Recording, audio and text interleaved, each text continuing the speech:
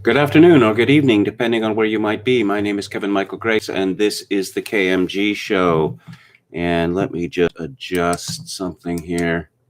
No, too big. A little better? Okay. What I'm going to start off with today, it's KMG show for Wednesday, January 13th, 2021. So I want to talk about Canada and the United States and America's Canadian future, because the repression that exists in Canada is largely self-repression. That is to say, it's been made clear, increasingly clear, over the last, say, 20 years, that there are certain political opinions that will not be countenanced in my country. And yes, we have people convicted of violating various human rights laws, but people aren't thrown into prison. They have their lives ruined and they become unpersons. But everyone else learns to fall in line. Everyone else learns not to express certain opinions.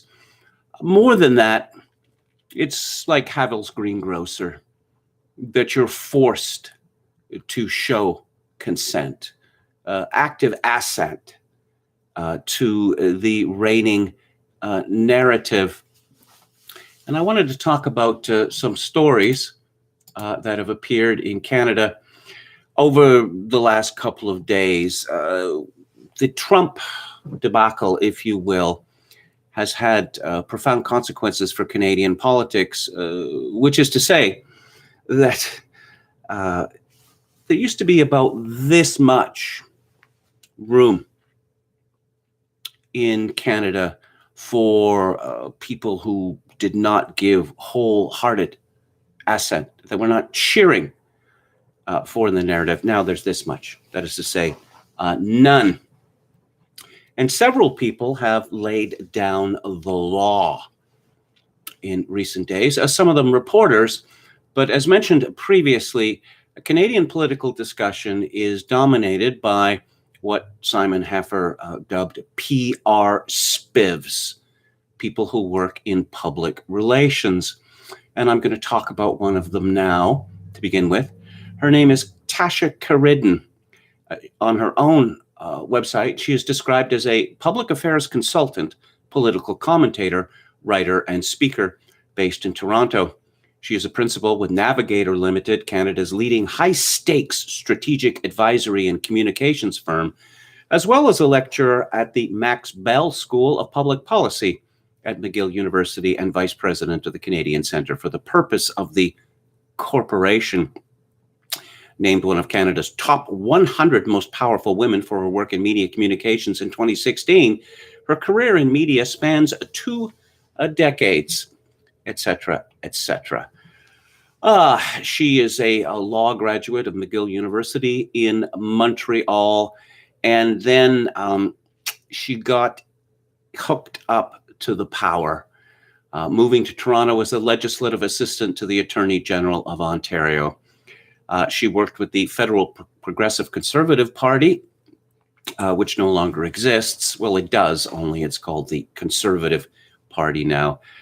She was one of the leaders in the move to destroy the Reform Party by enabling a reverse takeover by the selfsame progressive conservatives.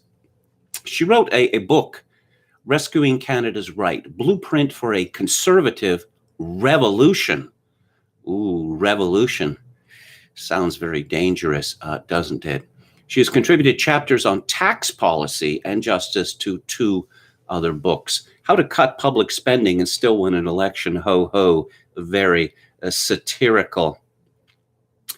So, this woman, as I say, who has been a backroom girl, hack, PR spiv for the entirety of her life.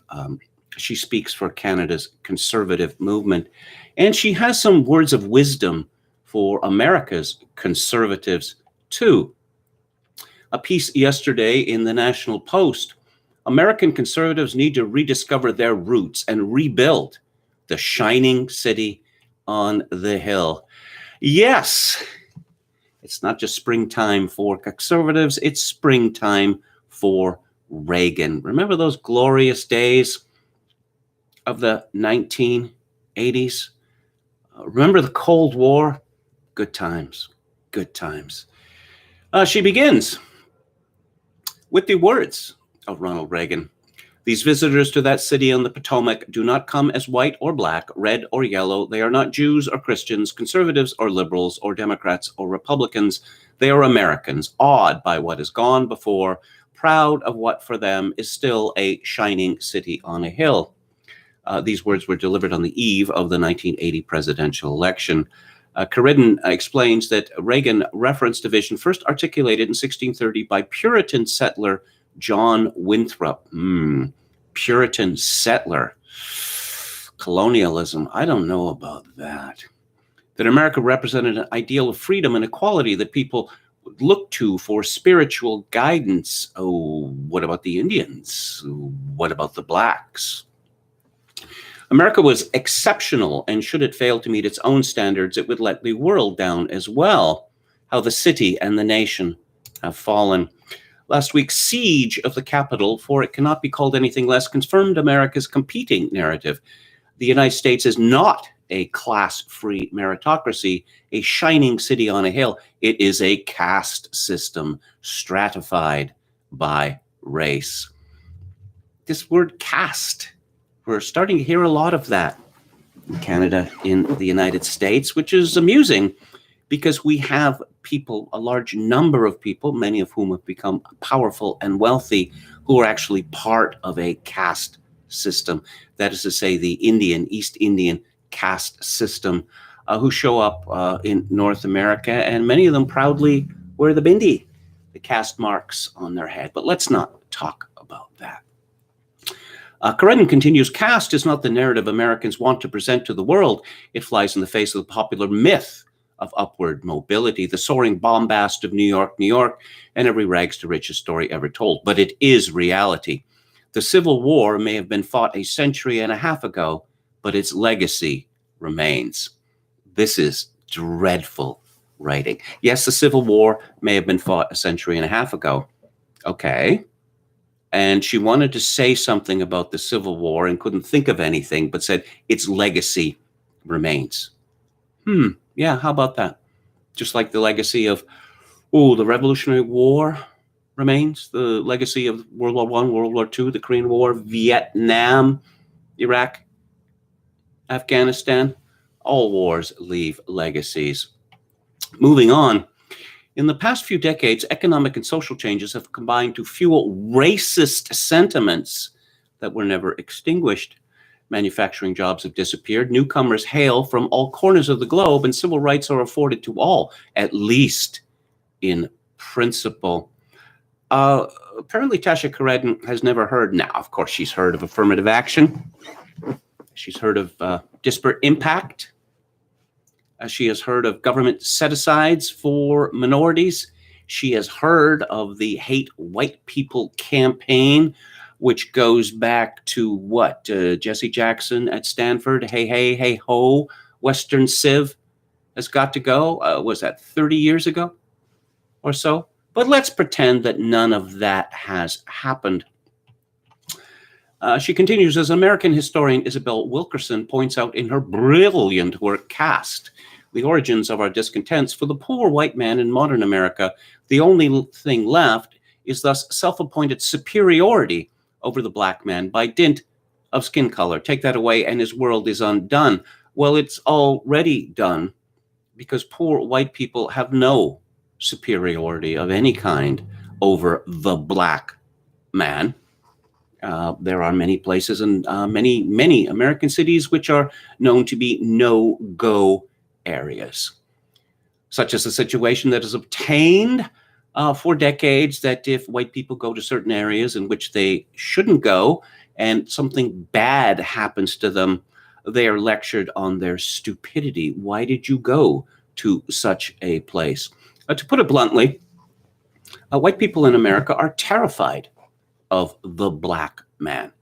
They're not just terrified of physical violence, they are terrified of the possibility that they might be accused of racism, whatever that might be. In any event, the poor white man in modern America is turned to Trump, who appealed to the dispossessed white class to ascend to power. It is that power, not the republic. Oh, I thought America was a democracy, but now it's a republic again. That the insurrectionists sought to preserve last Tuesday. It is not democracy they defended, not the same thing as a republic, but never mind, but their place in the social hierarchy. They have no place in the social hierarchy, Ms. Keredin. That's why Trump came to power. Many opine, they opine, do they, on where this leaves the United States. There's also the question of where it leaves conservatives. For it is their party Trump used as his vehicle. It is their party that genuflected to him. It is their party that now wears his brand like a scarlet T. Did the Republican Party really genuflect to Donald Trump? Did Paul Ryan genuflect to him when he was Speaker of the House of Representatives, when the Republicans controlled the White House, the House, and the Senate? No. Paul Ryan, tax cuts, tax cuts, tax cuts, tax cuts. What do the rich people want? That is the most important thing. Securing the border and all the rest of it, nah. Bringing back American manufacturing, no, that's gone. But apparently this counts for a genuflection in the eyes of Tasha Keredin. Well, the trickle of deserters has become a flood. It is too little, too late. It shouldn't take an assault on the seat of government to make you discover your principles. Oh, what are the principles of modern conservatism? Free trade, which is not a conservative principle. It is a liberal principle. A multiculturalism, which is not a conservative principle. It is a liberal principle. A community? No. Modern conservatives stand for choice as the highest virtue. They stand for efficiency, economic efficiency in all things. And these are the principles of modern conservatism. Well, also Israel. And those principles were never Trump's. Yes, that's why he was elected, Ms. Keredin, because modern conservatism had burned itself out with forever wars and genuflection, if you will, to neoliberalism. Trump rarely spoke of freedom or liberty, not true, or of America's role as a standard bearer for the world. No, actually, Trump had a more modest vision of America, which was America first. Now, if people liked what they saw in America, obviously they would choose to imitate it. And this was certainly the view of the founders, particularly John Adams, who took the view that we do not attempt to impose ourselves on the rest of the world. But no, that's not modern conservatism. If Reagan was conservatism's apex, Trump marks its nadir. Trump brought out the worst of the right: xenophobia, racism, and a willingness to sacrifice liberty for law and order. Where?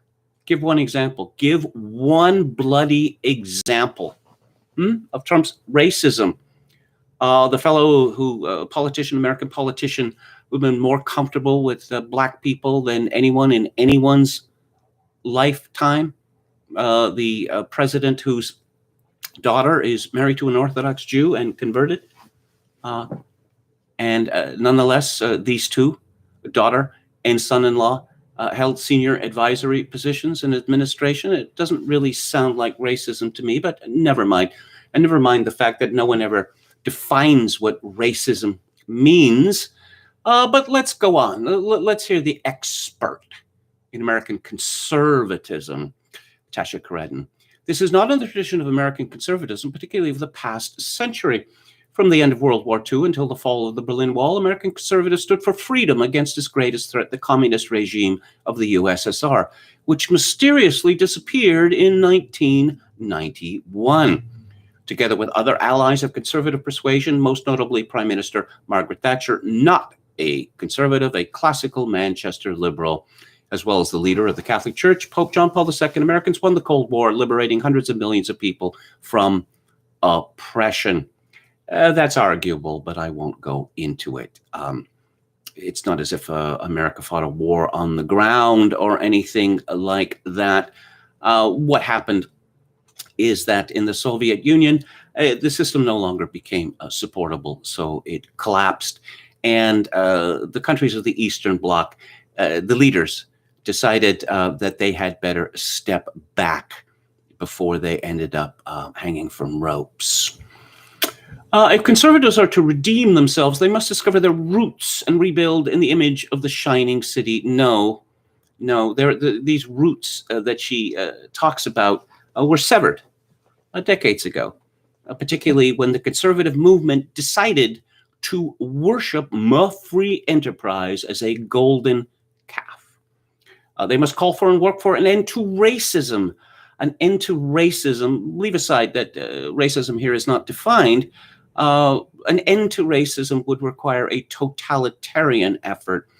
And the caste system, once again, that underpins their country. A kind of funny kind of caste system where, Microsoft is run by an East Indian now, and Seattle is becoming an East Indian city with castes, actual castes being imposed on Microsoft and Seattle. Funny, strange. Not funny, ha, but never mind that.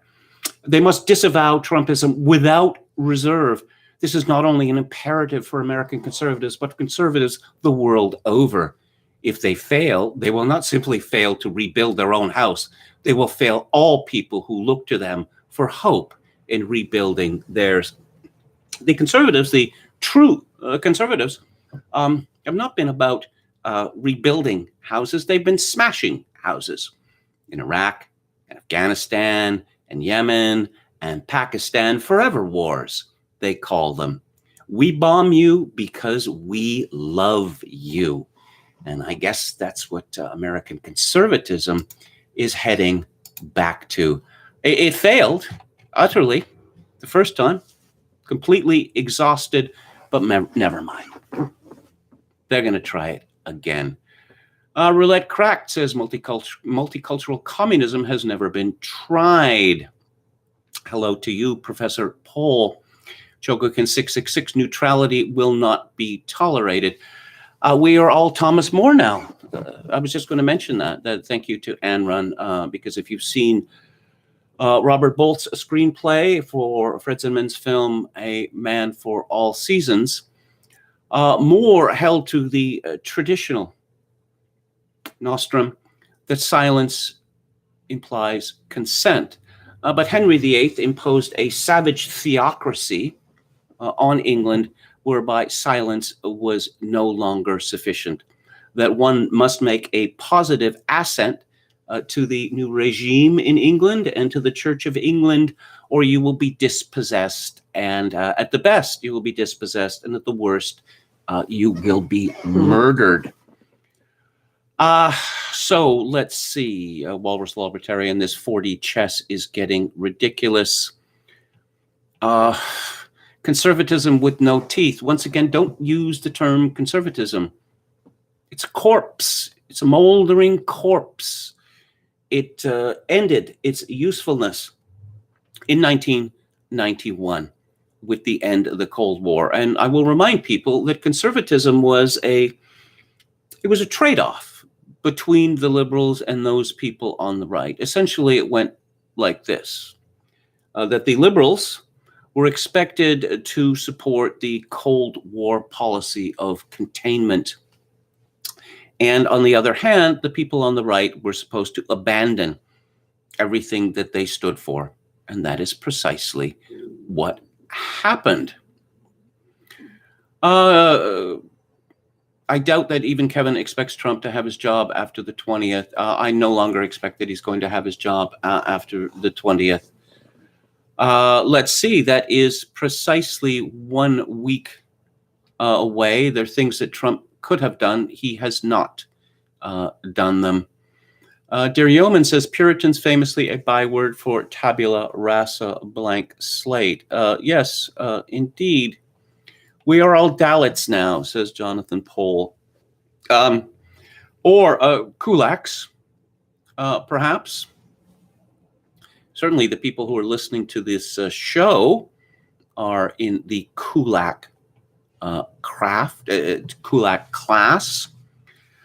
The new Tower of Babel will fall sooner or later. Well, I take comfort in what Herbert Stein famously said, that systems continue until they stop. And the system that we live in now, particularly after 2008 and 2020, is insupportable. I mean, we're just going to conjure money up out of thin air.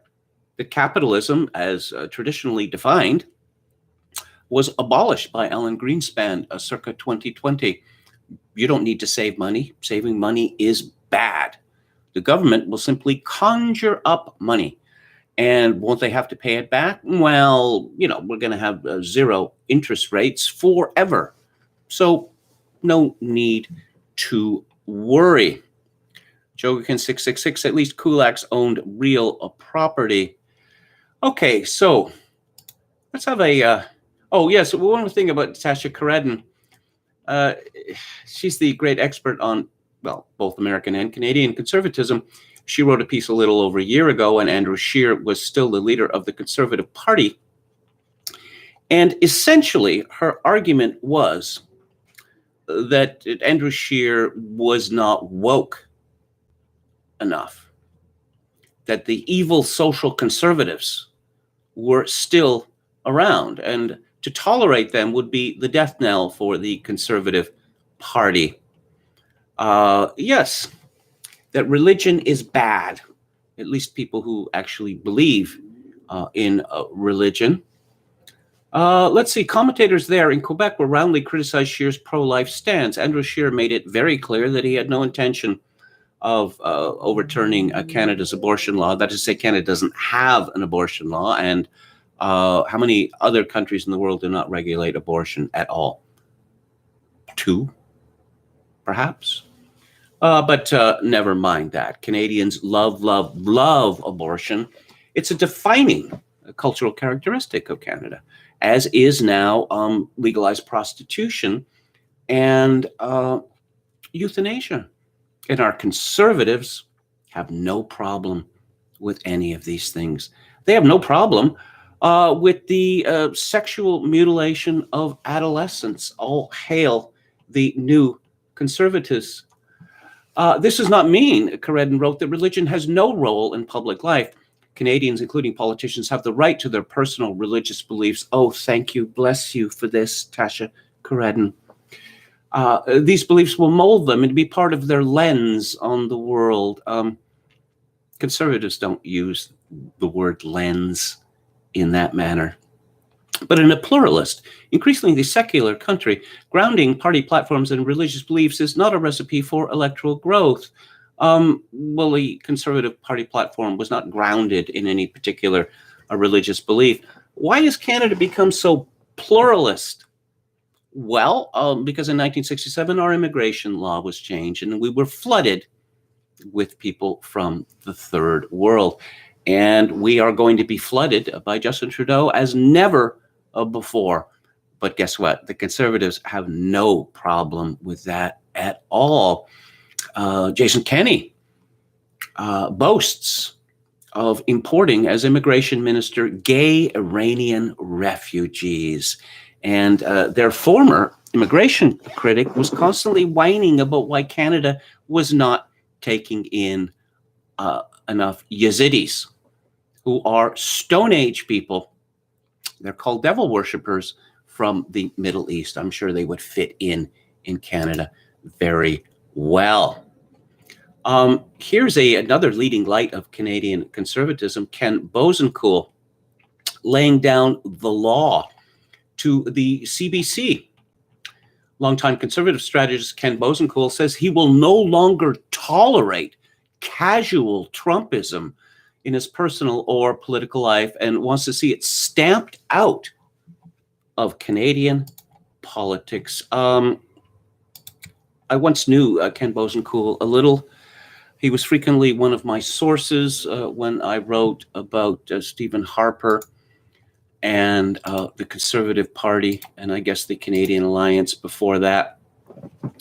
Let's see, who is Ken Mosenko when he is at home? He is the J.W. McConnell Professor of Practice at the Max Bell School of Public Policy at McGill University, just like Tasha Caredon. How about that? He's also a research fellow at the C.D. Howe Institute and founder of Sidicus Consulting Limited, another PR spiv. How about that? How about that? He has played senior strategic and policy roles in 4 national election campaigns for the Conservative Party of Canada under the leadership of Stephen Harper. He's been chief of staff to former Premier of British Columbia, Christy Clark. You probably didn't want to mention that given how badly that turned out and why it turned out so badly. He is on the board of the Canada-Israel Committee again. Oh, and the Canadian Friends of Hebrew University. Kel Surprise, as listeners, viewers know, I have absolutely nothing against the state of Israel. I consider myself to be a Zionist. My objection is to Israel, which is a tiny country halfway around the world, being considered right near the top of Canadian priorities. It is of little interest to Canada, and it is absolutely absurd to pretend otherwise.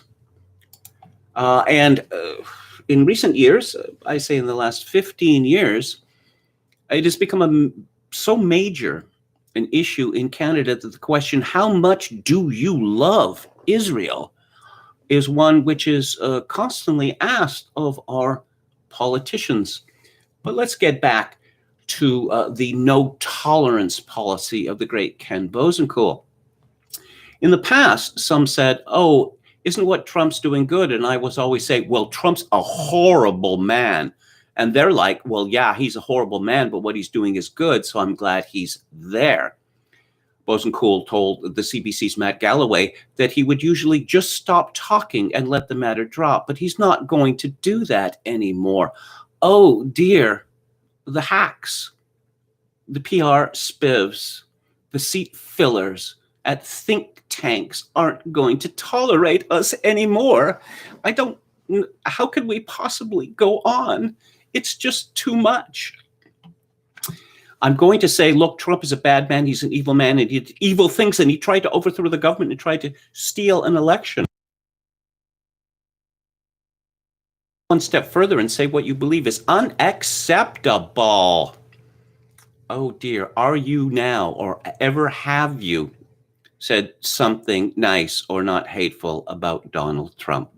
That is the new Canadian litmus test, and it appears that it's on its way to being an American litmus test as well.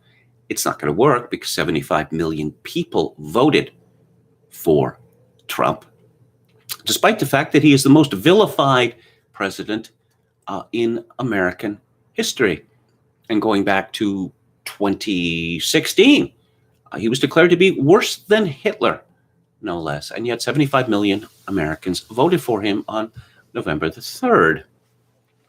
In the wake of the violence, Trump wrote an opinion piece warning that the Trump-style populism that has infected U.S. politics poses a threat to Canada as well. He urged his peers in the Conservative Party to find policy solutions that speak to voters as opposed to stoking their anger. Oh, what might those policy solutions be? Free enterprise. Oh, and the glories of neoliberalism and how importing, 400,000 people to Canada a year at a time when unemployment is exploded and we have martial law, essentially, lockdowns in our 2 largest provinces. Yeah, but the Canadian magic dirt is going to turn these people, these immigrants, into massive wealth generators. Yes. This is what Canadian Conservatives believe. Now, this piece by Mosenko that was referred to in the CBC piece, it occurred, well, let me just check, and I can find out exactly when it was. It was January the 8th, but it's newsworthy again. Mosenko's, let's say, his modus vivendi has been to mock ordinary Canadians, particularly ordinary Canadians who use Twitter. Because you see, their voices should not be heard because they're powerless people. They are, well, scum, actually. That it's people like Ken Mosenko, PR professionals, and think tank seat fillers who should determine what happens in Canada.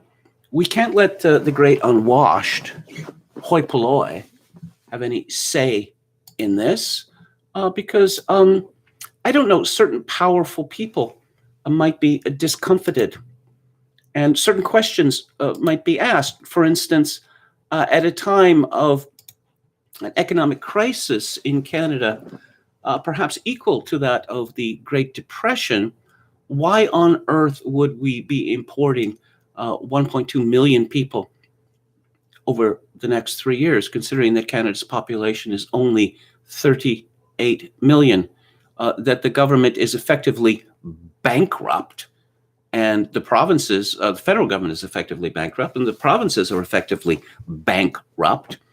There's no end in sight, but yeah, why would we do that?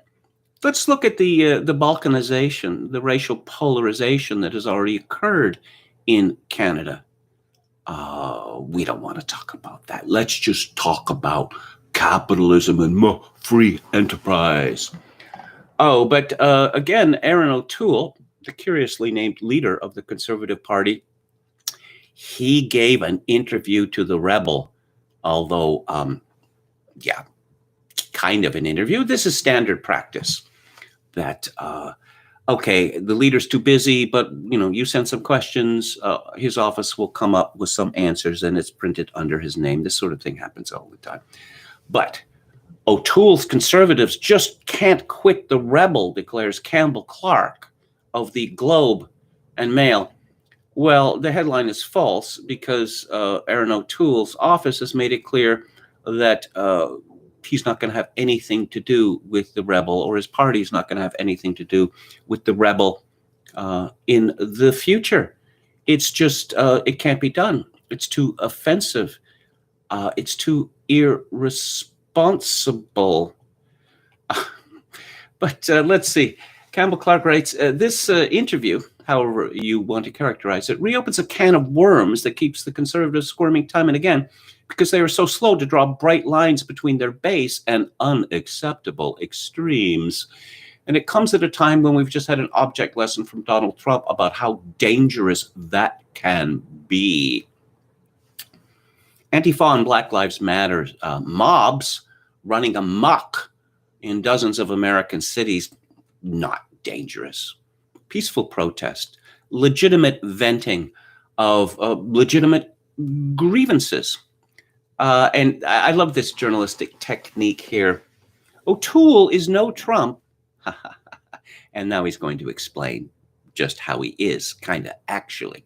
But he's had his own flirtations with meme-centered campaign materials that hint at conspiracies. His leadership campaign worked with another conservative site, the Post-Millennial, that shaped its stories to favor O'Toole and attack his rival, Peter MacKay. But that's not the same kettle of fish as The Rebel, the site that used to feature Proud Boys founder Gavin McInnes. Gavin McInnes, he's such a right-wing monster, is married to a native Indian woman and infamously shoved something up his anus on TV in order to prove that people making a fuss about homosexuality was absolutely absurd. That's how ferociously right-wing Gavin McInnes is. Once again, Clark continues, the Conservatives are allowing people to wonder if they can't decide to quit a site that is both influential with some on the right and pariah to many Canadians. Last week, the Rebels' Kian Bexta was at the Capitol in Washington tweeting that the U.S. election was stolen. Of course, not true. And that all these people wanted was to have their voices heard. That is all. This week, O'Toole was touted on the site. For Conservatives, there's one more round of reputational damage, and O'Toole's Tories are feeling a bit like it's raining on their heads at just the wrong time. Yes, some of this isn't fair, but then O'Toole's best defense and his duty is to draw a red line for everyone to see. So the advice here given to Canada's Conservatives by people who hate their guts is that you need to be more like the Liberals and the NDP. And the advice being given to the Republican Party in the United States is you need to be more like the Democratic Party. You need to get woke. You need to get seriously woke. You need to start talking about a caste system. You need to start talking about, the tremendous discrimination against racial minorities in the United States. And just leave aside all the stuff about AA and disparate impact and set-asides and all that, because that would be, racist by definition. And, we have a legal precedent in Canada, which I suspect is going to be applied to the United States sooner rather than later, that our own Supreme Court of Canada, despite the guarantees in our laughingly named Charter of Rights and Freedoms, decided in a case of, how long ago was this? 30 years ago, something like that, that truth is not a defense to accusations of hate speech. I'm going to repeat that. In Canada, truth is not a defense to accusations of hate speech. And this is what the Democrats want in the United States. And I suppose they're going to pack the Supreme Court. And the Supreme Court is going to decide that the traditional understanding of the First and the Second Amendments has been superseded by events. But wait, there's more.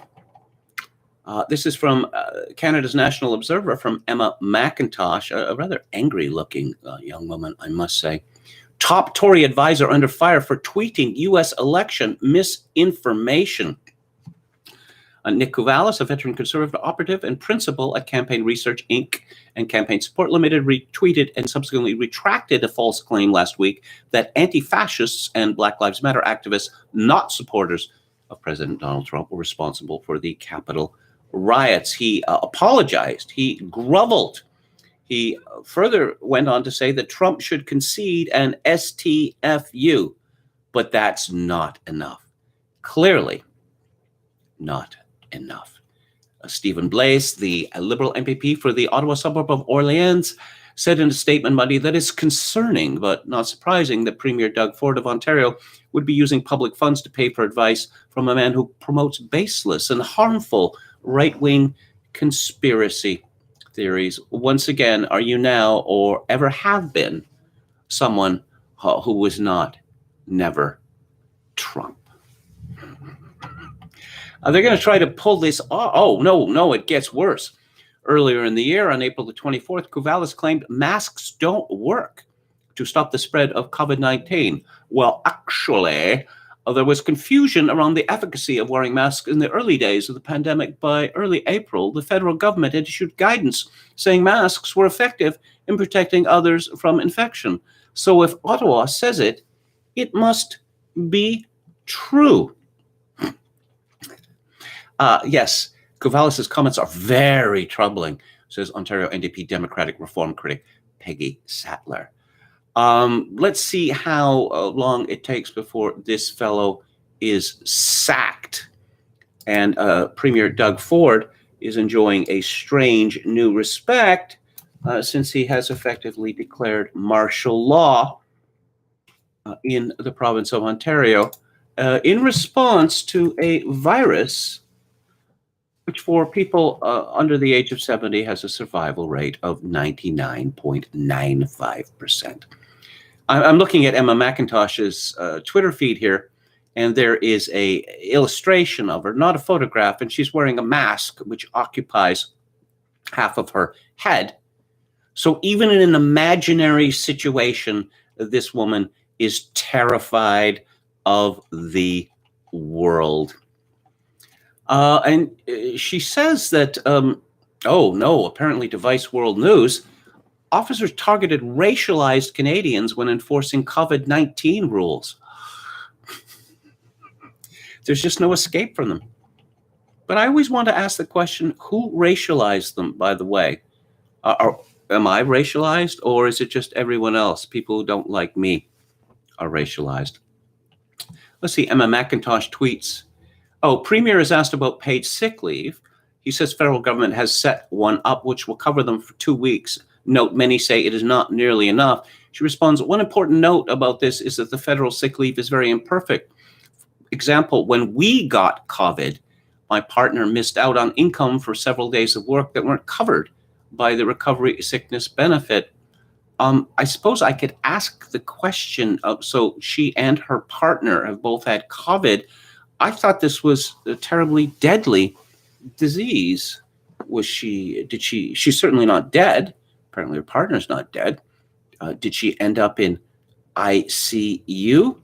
I believe she probably would have mentioned it if this had happened.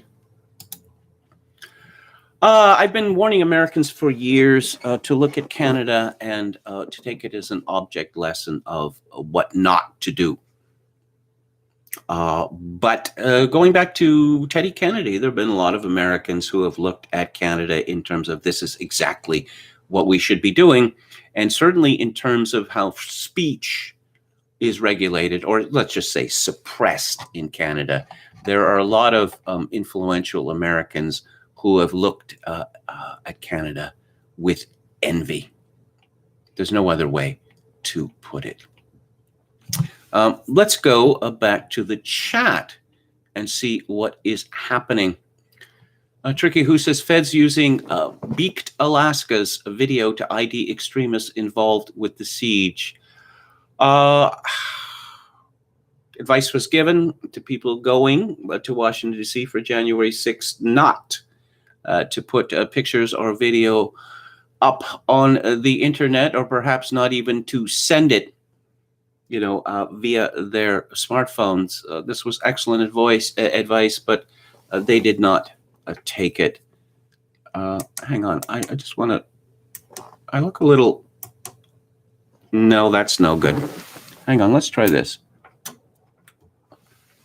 That's better, isn't it? Yeah, there it is. We have light from both sides now.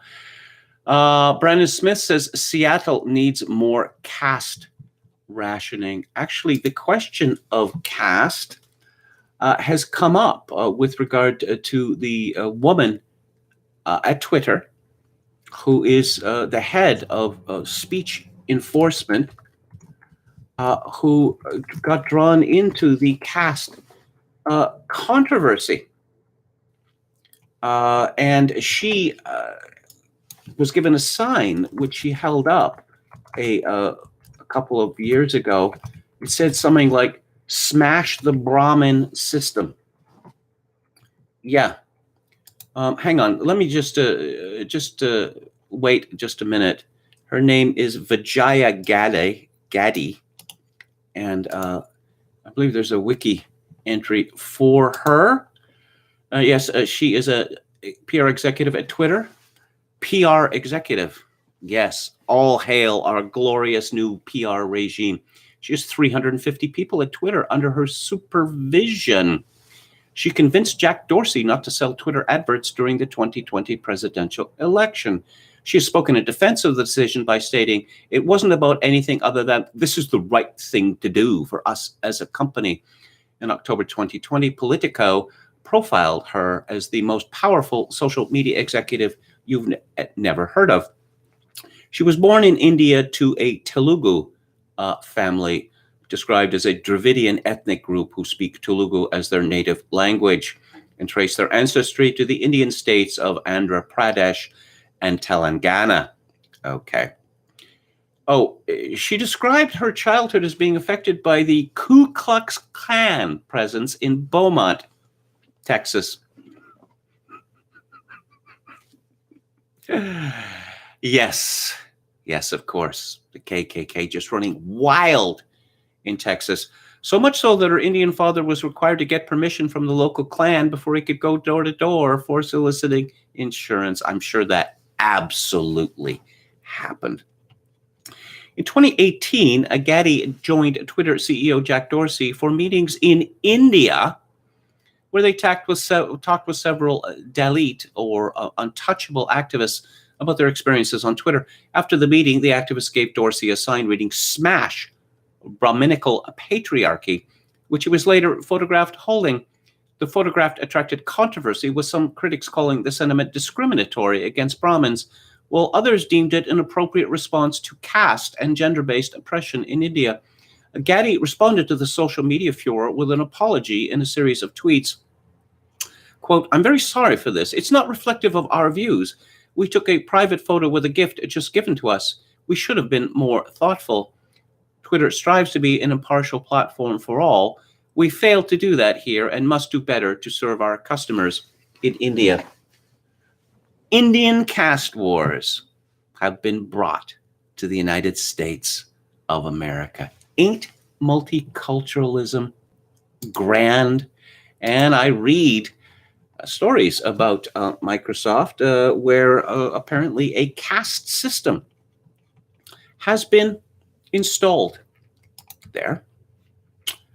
I spoke about the shockingly controversial cover, the Vogue cover of Vice President-elect Kamala Harris. And I'll just repeat in case you hadn't heard it. It says, "By the people, for the people, the United States of fashion." Madame Vice President, exclamation point, Kamala Harris and the new America. She's dressed rather casually, much as she appeared on the campaign trail.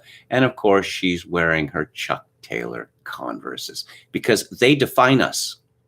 Yes, this is what she has said. She's wearing a Donald Deal blazer. A piece from the Washington Post from Robin Givhan, senior critic at large and Pulitzer Prize winner, don't you know? She is a Black woman. She writes that the nation's first female vice president-elect has been photographed for the cover of February's Vogue magazine, and a vocal chorus on social media is displeased with the images. In the midst of a pandemic, in the aftermath of a riot at the Capitol, and during the lead-up to a historic transfer of power that has become violent, what should have been a blissfully distracting, glossy celebration of a barrier-breaking moment. Oh, what barrier is being broken? There has been a Black president, two-term president. The vice presidency has been described memorably by John Nance Garner, who was vice president for 2 terms under FDR, as not being worth a warm pitcher of piss. But no, this is a historic, barrier-breaking moment. It's been a cause for disappointment. Why? Not because of what was in the frame, but because of what was absent. The cover did not give Kamala D. Harris. What? Where does the D come from? No one has ever called her that before. Due respect, it was overly familiar. It was a cover image that, in effect, called Harris by her first name without invitation. Is this woman insane? Called her by her first name without invitation. She is one of those people who's routinely called by her first name. Kamala. And, you know, when you get to one name status, this is generally considered to be a good thing. How exactly did Vogue call Kamala Harris by her first name on the cover where it says Kamala Harris? And it also refers to her as Madame Vice President. But let's let the Pulitzer Prize winner explain this to us. She's captured in 2 different portraits, one that's considered a digital cover and another that will be in newsstands and sent to subscribers. The digital cover shows Harris looking directly into the camera, dressed in a pale blue blazer and matching trousers by Michael Kors. She has her arms folded across her chest, an American flag pin on her lapel, and a genial smile on her face. It is very much the political portrait. The backdrop is a medley of fabrics and shades of yellow from butter to saffron, and quietly suggests optimism. Harris looks both traditionally authoritative and singularly pretty. Singularly. Okay, singularly. That is to say, she's the prettiest woman in America. Is she? I wonder if this Pulitzer Prize winner knows what the word singularly means. As she continues, it's the print cover, however, that has stirred the most conversation, in part because it's the version that will become a souvenir, the one that might be saved for a grandchild. In that image, Harris is wearing an espresso-colored blazer by Donald Deal, black pants, and Converse sneakers, a brand that she regularly wore while campaigning and that endeared her to some supporters. Indeed, she looks more like a political candidate than someone who is soon to be the second highest-ranking federal official in the land. The image has the feel of a test shot of a Polaroid. No, it doesn't. No, it does not at all. But never mind. That's not necessarily a flaw. The picture lacks the hyper-perfection that is so associated with fashion imagery. If one looks closely, it's possible to see an errant strand of hair, a laugh line. The humanity hasn't been airbrushed away, and that gives it a patina of emotion. Her hands are folded at the waist, and it's a far more casual image. She isn't draped in the typical accoutrements of politics. It's a flag-free zone. Instead, she looks approachable, this informal picture against a backdrop of pink and green fabric that alludes to the colors of her Alpha Kappa Alpha sorority, lacks any of the signifiers of authority and grandeur. Her history-making rise is not telegraphed by a formal setting, a business suit, or a confrontational stance. The only thing that announces the importance of the picture is the woman in it. It also doesn't give the viewer any of the expected tropes, dread word, about shattering barriers or reaching a mountaintop. Power isn't glamorized. Instead, it's humanized. The picture reminds us that this incoming administration alone cannot save us. The people leading it are only human. There's nothing inherently wrong with this picture. In some ways, it's an audacious way of depicting this new political era and its break with the past. The problem is that it's on the cover. The picture isn't juxtaposed with one of constituents or staff or family. She's a woman alone in sneakers, sharing space with the Vogue brand. Both photographs were taken by Tyler Mitchell, who made fashion history when in 2018 he became the first black photographer to shoot a Vogue cover with his portraits of Beyoncé. The editor in charge of the Harris shoot, Gabriella Carifa Johnson, is also black, as is Alexis Okiolo, I'm sure I'm pronouncing that wrong, the author of the accompanying story. Harris styled herself. She chose her ensembles. Okay, she styled herself. She chose her ensembles. Everyone involved in the production of this Vogue cover is black. But you know what? It's not black enough.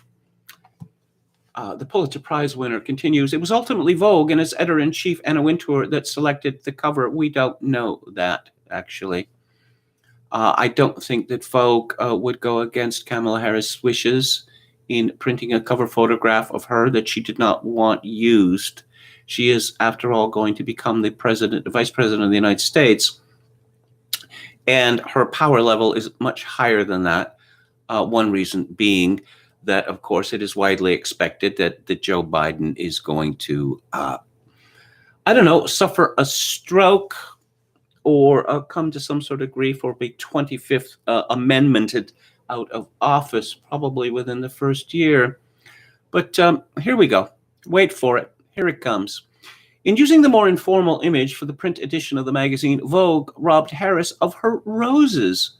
Despite its frighted history of racial insensitivity and recent accusations of disrespect, and promises to be more inclusive, Vogue as an institution hasn't fully grasped the role that humility plays in finding the path forward. A bit of awe would have served the magazine well in its cover decisions. Nothing about the cover said, wow. And sometimes that's all Black women want, an admiring and celebratory wow over what they have accomplished. Robin Gifhan is a senior critic at large, writing about politics, race, and the arts. A 2006 Pulitzer Prize winner for criticism, Gifhan has also worked at Newsweek, The Daily Beast, Vogue, and the Detroit Free Press. Is what counts as criticism at no less than the Washington Post now. Vogue overstepped. It got too chummy too fast. Harris made history. She may be a different kind of vice president, but don't call her Kamala. Vogue didn't call her Kamala. Seriously, is this woman insane? Wow. And wow. There's not enough wow. Again, this is what counts as a cultural criticism, and no less than the Washington Post. Let's learn more about Pulitzer Prize winner, education, Princeton University, BA in English, University of Michigan, MA in journalism. She is the Washington Post senior critic at large, writing about politics, race, and the arts. Previously, she covered the fashion industry as a business, as a cultural institution, and as pure pleasure. She is the 2006 Pulitzer Prize winner for criticism and author of The Battle of Versailles, the night American fashion stumbled into the spotlight and made history. During her most recent tenure at the Post, in addition to fashion, Gifhan covered Michelle Obama during the first year of the administration. Michelle Obama, not an important person. Michelle Obama married the boss. Power without responsibility, the prerogative of the harlot throughout the ages, as Kipling famously said. Kamala Harris was not elected president of the United States, as she ran for president and fared dismally. She was taken on as the vice presidential candidate, and she's going to become vice president. But the terms in which Robin Givhan has spoken of Kamala Harris suggests that she's greater than president, that she's some sort of empress, perhaps. And she has simply not been given her due. In fact, the very strange argument is made that in taking Ms. Casual and putting her on the Vogue cover as Ms. Casual, she styled herself, remember, somehow as akin to calling her by her first name without being invited to. Does this woman, Robin Givhan, live in America? Because any American who made a fuss about being addressed by his or her first name without being invited to would be thought a weirdo at best, and probably something worse. It is absolutely routine in America, and has been for some time, to address people by their first names upon meeting them, or not even having been introduced, going up to a stranger and calling him or her by first name. But Kamala, of course, is different. We're talking about lèse-majesté here. She cannot be compared to any other American. I mean, after all, there is the wow factor to be considered. Brandon Smith says conservatives are now liberal left, and the left is full-blown communist. Anything right of the liberal left is right-wing extremist. Hikmah Warrior says Yazidi religion is one of the original Aryan religions, which may be so, but it's not particularly important to me. William Friedkin spent some time with them before he made the Exorcist movie. I mean, he actually lived with them in the region. I've seen some of his video recordings of this, and these are not people who could in any way be expected to fit in North America. You know, Saudi Arabia is mostly empty space. Why didn't all these refugees, you know, the Yazidis, the Sunni Muslims from Syria and the like, why didn't they end up in Saudi Arabia? Why did no one even ask that question? Okay. Okay, KMG doesn't seem to know much about some of those people, says Hikmah Warrior. Perhaps I don't.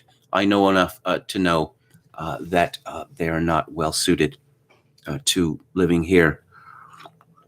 Much like the Hmong people settled in Minnesota and elsewhere, not suited to living in North America.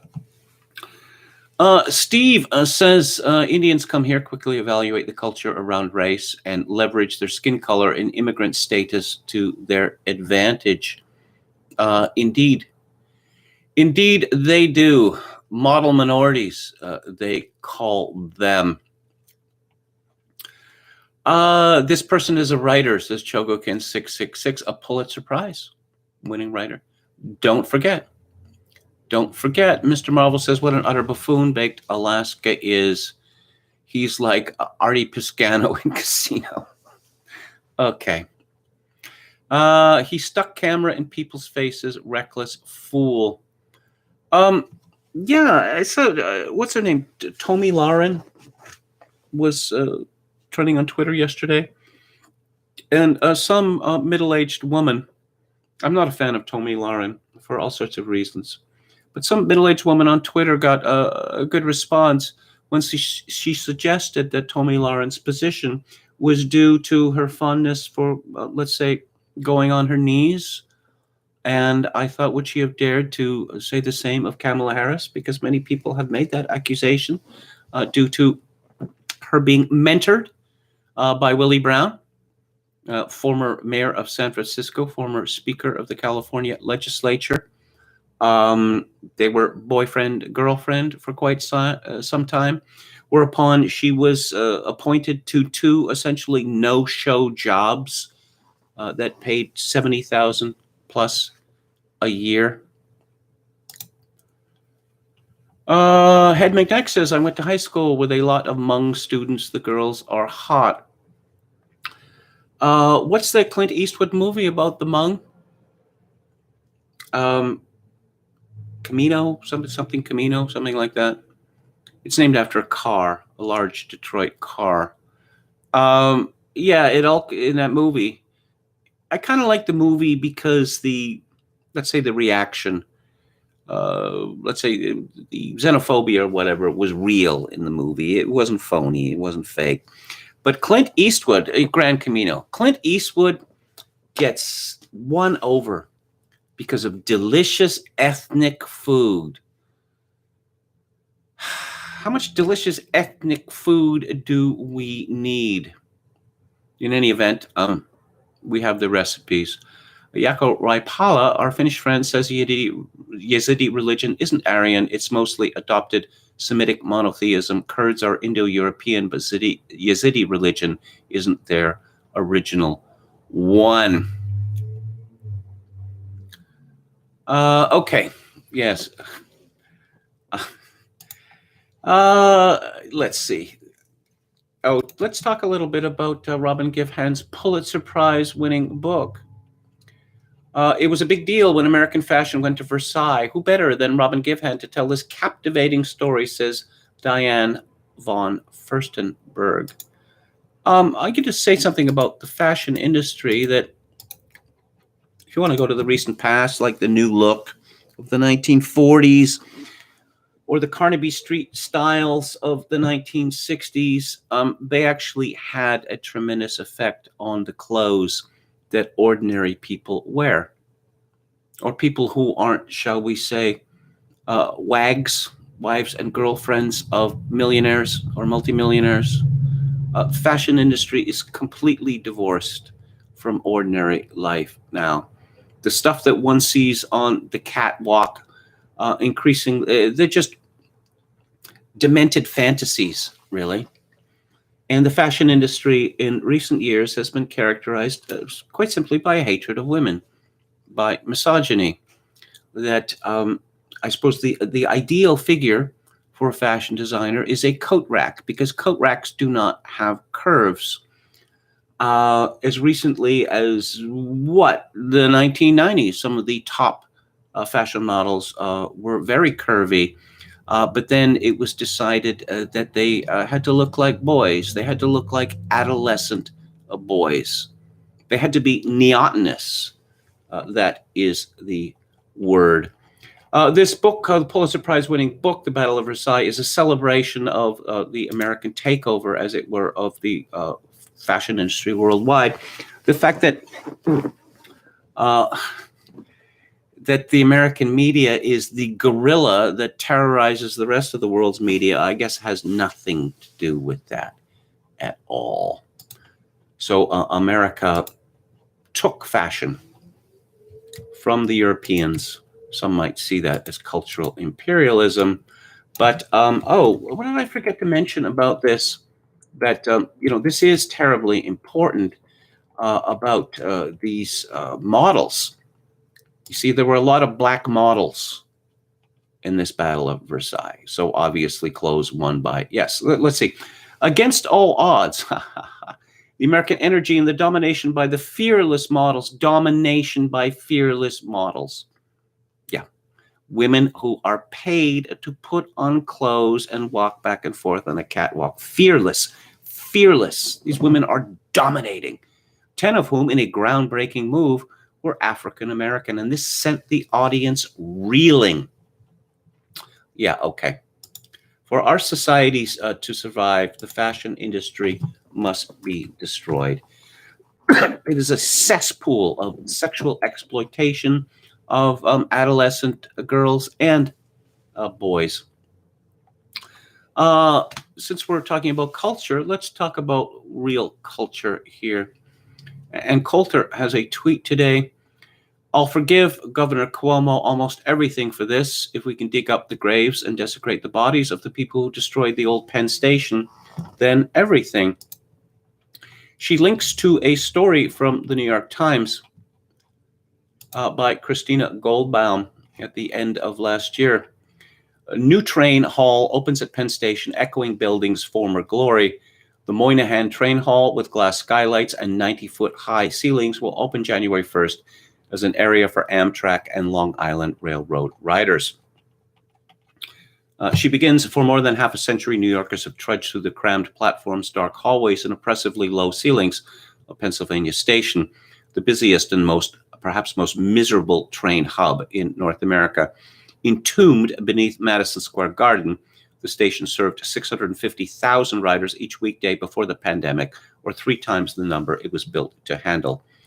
But as more commuters return to Penn Station next year, they will be welcomed by a new $1.6 billion train hall, complete with over an acre of glass skylights, art installations, and 90-foot high ceilings that Governor Andrew Cuomo, who championed the project, has likened to the majestic Grand Central Terminal. Why is this important? The high ceilings. Tom Wolfe explained this in his book From Bauhaus to Our House, that when you cram an enormous number of people into a space, panic ensues. People begin to think that they're going to be trampled, that they're going to suffocate. But you can expand vertically as well as horizontally. And when you expand vertically, it removes the terror that occurs when you pack enormous amounts of people into a space. That's why it's important. Let's see, for decades, the huge undertaking was considered an absolution of sorts for one of the city's greatest sins, the demolition in the 1960s of the original Penn Station building, an awe-inspiring structure that was a stately gateway to the country's economic powerhouse. The destruction of the station was a turning point in New York's civic life. It prompted a fierce backlash among defenders of the city's architectural heritage, the creation of the Landmarks Preservation Commission, and renewed efforts to protect Grand Central Terminal. This is a good news story. Penn Station was demolished in 1964. This is a plot point in Mad Men. Apparently, Penn Station was old and it was grand, and the grandeur, I suppose, is considered anti-democratic. It is, in fact, anti-democratic. The fact that people like it, that they much preferred the old Penn Station to the new Penn Station, that's irrelevant. Architects, to give you an example from my own neck of the woods, the first Vancouver Public Library was a Carnegie building, a rather modest one. The second one, built in the 1950s at Robson and Burrard Street, is an international style building. That is to say, it looks like all other international style buildings. And then, in the 1990s, it was decided that Vancouver needed a new library, which was built as a kind of pastiche of the Roman Colosseum by the Israeli architect Moshe Safdie, who was famous before that for his habitat installation at Expo 67. The architectural community hates the Vancouver Public Library, but the people love it. They love it. It's become a place where people go. Don't even have to be interested in the library to go, because there are all these shops and places sell food and drink and the like, and people love the library. Architects are generally they're the enemies of civilization. But when one looks at pictures of the old Penn Station, and you can find them on Wikipedia, and you think this building was deliberately destroyed, well, why would anyone do that? According to Wikipedia, by the late 1950s, intercity rail passenger volumes had declined dramatically with the coming of the jet age and the interstate highway system. Even before then, the station's exterior had become somewhat grimy. Oh dear. Due to its vast scale, the station was very expensive to maintain. Yeah, you've probably noticed that many grand structures, particularly sports arenas and the like, sports arenas and stadia that they were going to last for 1,000 years. After 20 years, enormous sums of money must be spent stopping them from falling down. Like Olympic Stadium in Montreal, which was built for the 1976 Olympics, and it was literally falling to pieces a couple of decades later. And it's only by the grace of God that hundreds or thousands of people weren't crushed to death when an enormous piece of the structure weighing tons fell off. But no, these new buildings are shoddily built. Penn Station was built to last 4 centuries. And of course, that requires upkeep. It's a scam. Developers have played this scam for decades, that they claim that an old building, often an old, beautiful building, which is much loved by the people of their city, it has to come down. Regretfully, it has to come down. Why does it have to come down? Because the owners have decided that they can make more money by putting up a new building, and so they simply stop maintaining the old one. They let it fall to pieces. There is another famous example from London, and this happened roughly about the same time, which is Euston railway station in North London. And this was one of the grandest buildings in London. It was built in 1837, and there was a fabled arch, the Euston Arch there. There was a great hall. You can see pictures of all of this on Wikipedia. By the 1950s, passengers considered Euston to be in squalor and covered in soot, leading to a full redecoration and restoration in 1953. Ticket machines were modernized. The arch was now surrounded by further property development and kiosks and was in need of restoration. What had happened was that the British government had a commission on transportation in the late 1950s, which determined that the British railway system, which was one of the finest in the world, needed to be destroyed. Why did it need to be destroyed? Because automobiles were the future. And so in 1962, Euston was demolished. And take that tradition, take that high culture, take that beauty, that the future was to be relentlessly plebeian. And many people in Britain have lamented to this day the destruction of the original Euston Station and its replacement. But I have to give Governor Cuomo credit here that the argument against a return to beauty in architecture is that it's expensive, But as Tom Wolfe has pointed out, all buildings are expensive. And perhaps if you built buildings of quality, they would last longer. There are working bridges, famous bridges in Britain that were built in the 19th century that still work. And of course, there are Roman aqueducts still extant. But no, we have been instructed that architecture must be cheap and horrible, and it must give you, a frisson of death whenever you pass it. Perhaps the Moynihan station in New York City is the harbinger of a new and better age in architecture. Let's take a look at the chat. Quachulango, I haven't seen you here for a while, says Port Authority bus terminal is quite nice. Still a Penn station in Philly, it says Quachulango. That was before pressure washers were invented, says Roulette Cracked. Old Major, the Astrodome in Houston. Yes, the Astrodome in Houston from the 1960s, and the Kingdome in Seattle. What is that? Was that the 1970s? They're both gone, right? They're both gone.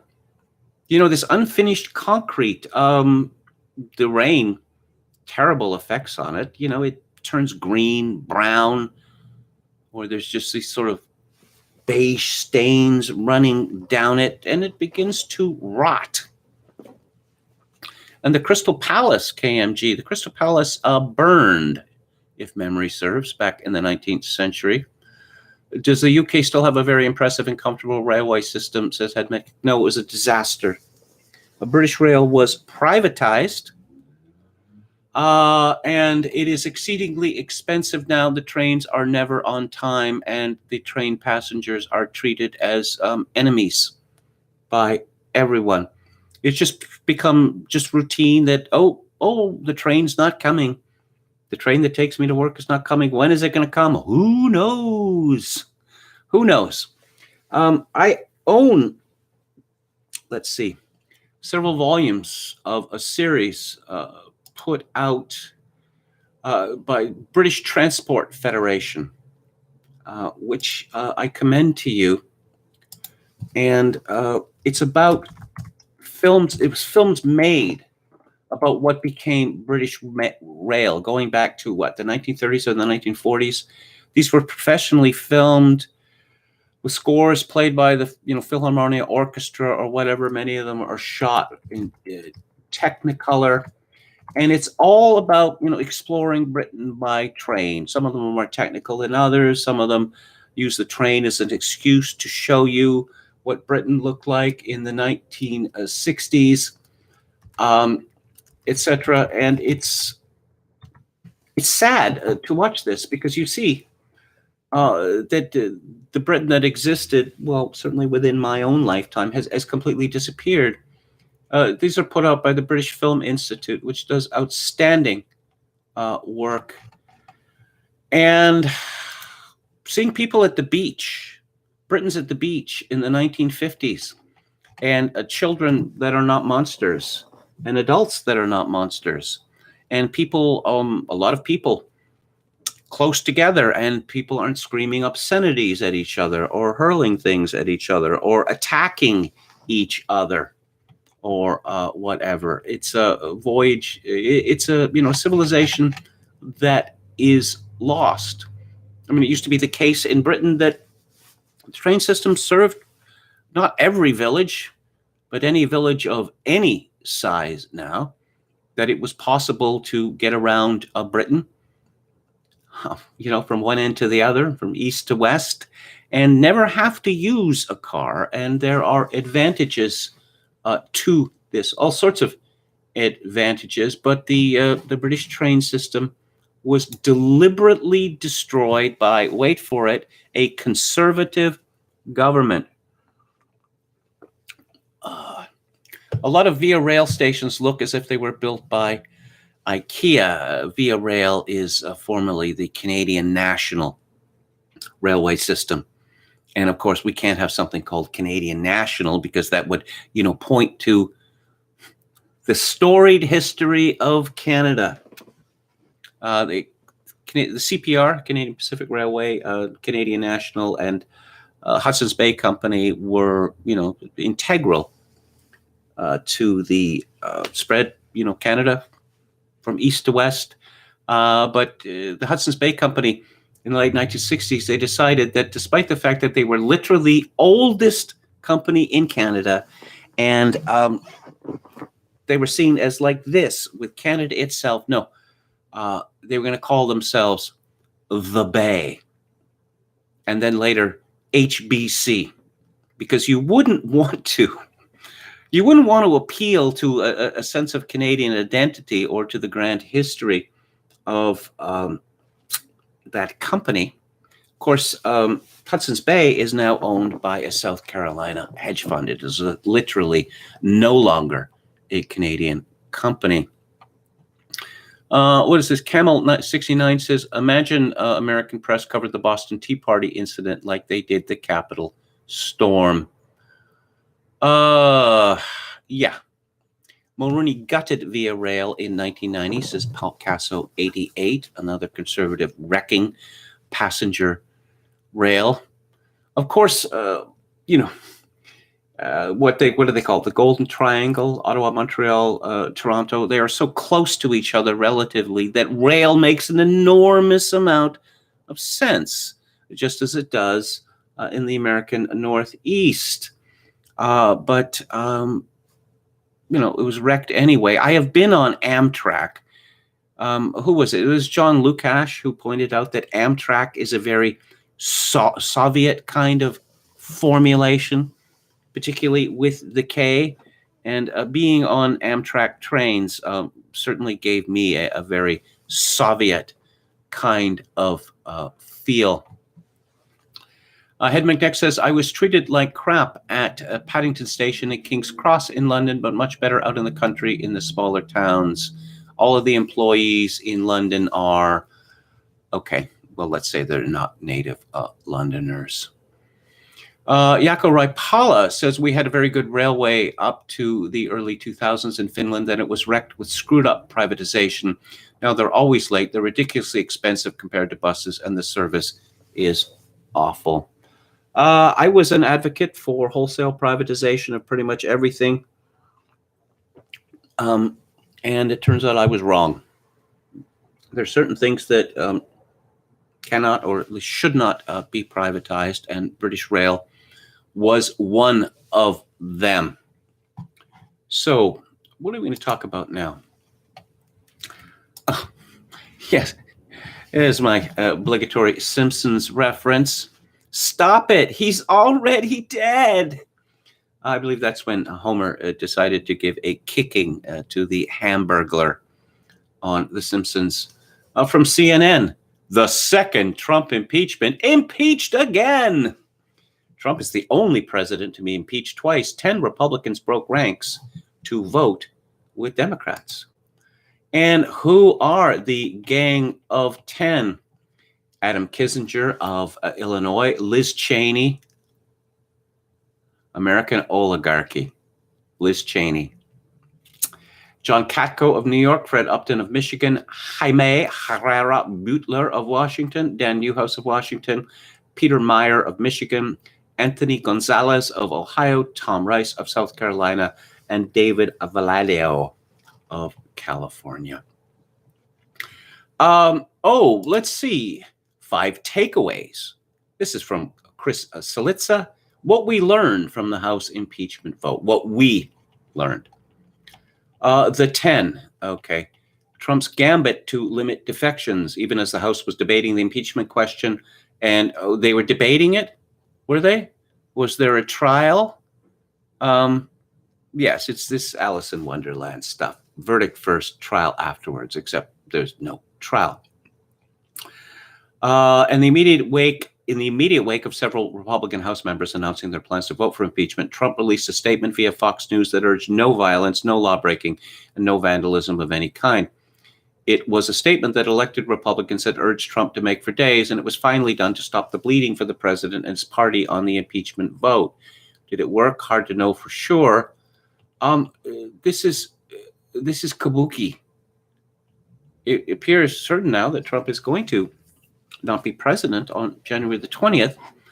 And the latest I read was that Mitch McConnell, who is no longer going to be Senate Majority Leader, and he well deserves his fate, had said that there cannot be a Senate trial until after Biden's inauguration. Are they seriously going to impeach Trump when he's not president? I know they were talking about impeaching him before he was president for supposed crimes that he had committed before he became president. Maybe this will become an annual institution of the House of Representatives, where they simply impeach Trump every year. Maybe they could go back and impeach George W. Bush. How about that? Maybe they could just, look up and down in presidents we don't like and just impeach them on a regular basis. According to the authoritative Chris Cillizza, the temperature has not been turned down. For those wondering whether the siege on the Capitol might have smoothed some of the partisan fires, you got your answer on Wednesday afternoon, and it was decisive no. Newly elected Missouri Representative Cori Bush called Trump the white supremacist in chief. Funny kind of white supremacy they have in the United States. Again, affirmative action, set-asides, disparate impact. Let's see. Speaker after speaker for Republicans blasted Democrats for an alleged double standard, citing comments made by Democratic Representative Maxine Waters that urged her backers to push back on Trump administration officials if they saw them in public. This is almost an outright lie, a lie by admission, because Maxine Waters went much, much further than that. Much, much further. And there are many other, why don't we have more uprisings from senior Democrats? But no, as I say, this is pure kabuki, and I don't know that I really have anything useful or interesting to say about it beyond that. Vox Populi, Vox Day, he's still, I suppose, hanging on by his fingernails. He writes, if at first you don't succeed, impeach and impeach again. 10 Republicans joined Democrats to impeach Trump for a second time by 230 votes to 197 for the incitement of insurrection. But Senate Leader Mitch McConnell rules out trial until after President leaves office. Vox Day comments, I've never been more convinced that the storm is approaching. Seriously, what on earth could possibly be the point of this? Or more pointedly, what on earth is this supposed to prevent? Also, in what may or may not be related news, and then something about the Italian government. Okay, so Francisco Franco was disinterred. His grave was vandalized long after he was dead, and his corpse was removed to a different place. And I think this is rather similar, although Trump is not yet dead. Just let's get another kick in. I think that's all there is to it. Really, it's possible that they're frightened of something, but even if they were, impeaching him again, it wouldn't make any difference. It just simply wouldn't make any difference.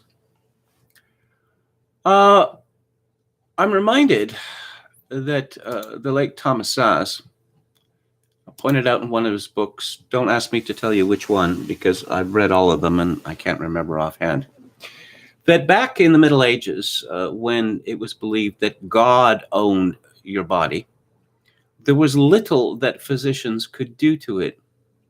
Now, when it is believed that science owns your body, there is almost nothing that doctors can't do to it. And this was quite prescient of Szasz, because he was writing this in the 1970s, though transsexualism was considered a freakish phenomenon. One used to hear of some person called Christine Jorgensen, and beyond that, pretty much nothing. The idea that men becoming women, and more recently and more popularly, girls becoming boys. It would have been unthinkable in the 1970s, but here we are. This is a piece from the Post-Millennial by Andrew Mann. It's Mahon, which is an Irish name, which is pronounced many different ways, but I'm going to pronounce it Mann. When we put faith in science, we turn science into religion.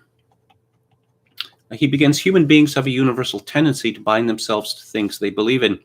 We are religious creatures, whether or not we admit it. The word religion is taken from the Latin religiare, meaning to bind.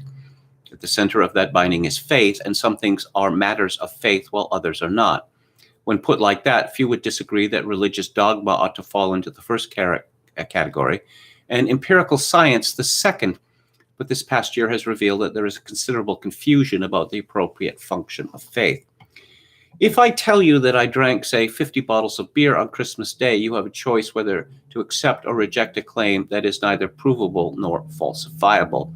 Let's assume the alcohol is no longer detectable in my body, the empties are all gone, and I spent Christmas alone, so nobody can corroborate my story.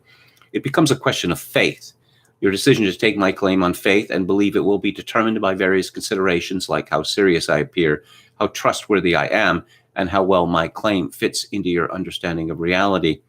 I don't like that metaphor. There's much better metaphors he could use than a metaphor that we see all the time.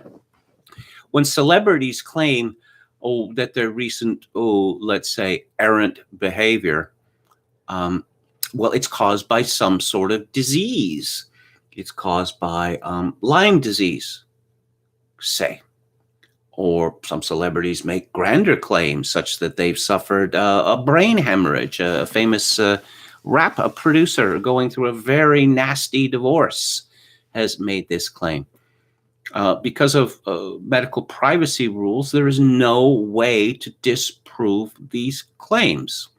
If someone claims that they're an epileptic, say, no one's it. I mean, people who know that person or family members might dispute it, but it certainly can't be disproved.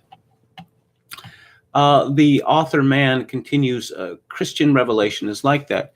Some men came along at a particular time, at a particular place, and said some particular peculiar things that were neither provable nor falsifiable. Some people chose to accept those things and believe, others chose to reject them.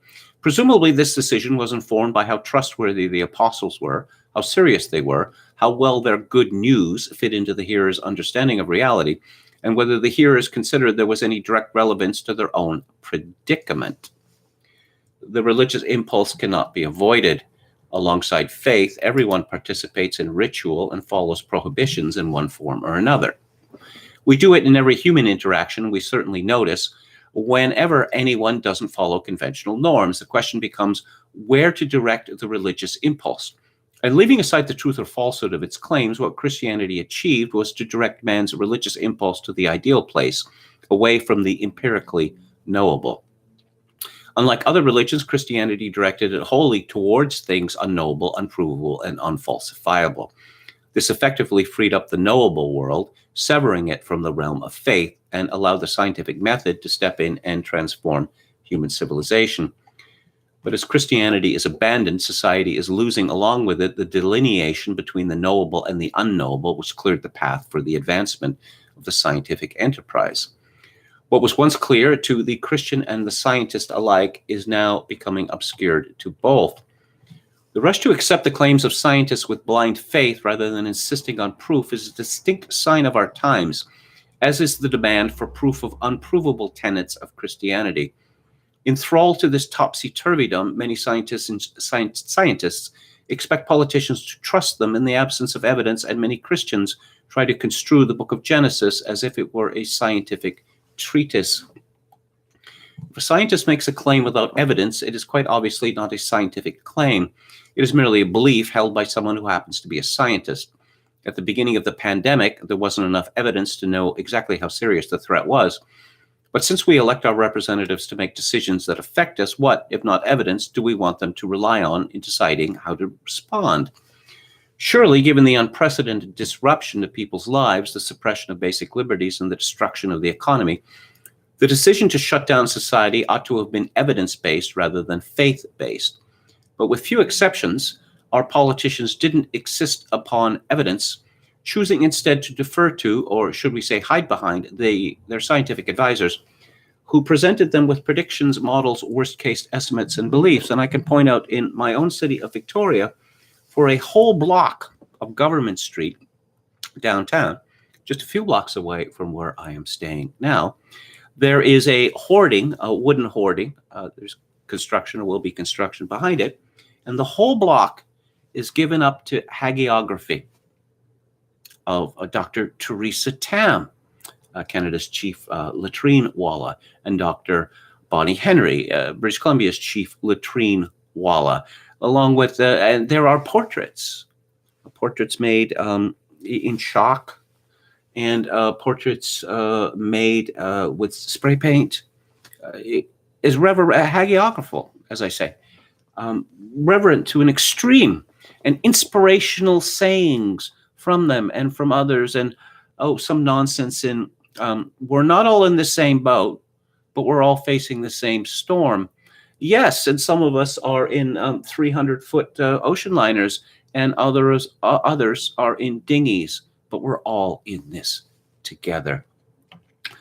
Man continues, we're all capable of understanding evidence, and we shouldn't treat medical officers of health like priests of a new religion, accepting their advice uncritically just because of their job titles. And yet we and our governments continue inappropriately to put our faith in them rather than demanding evidence.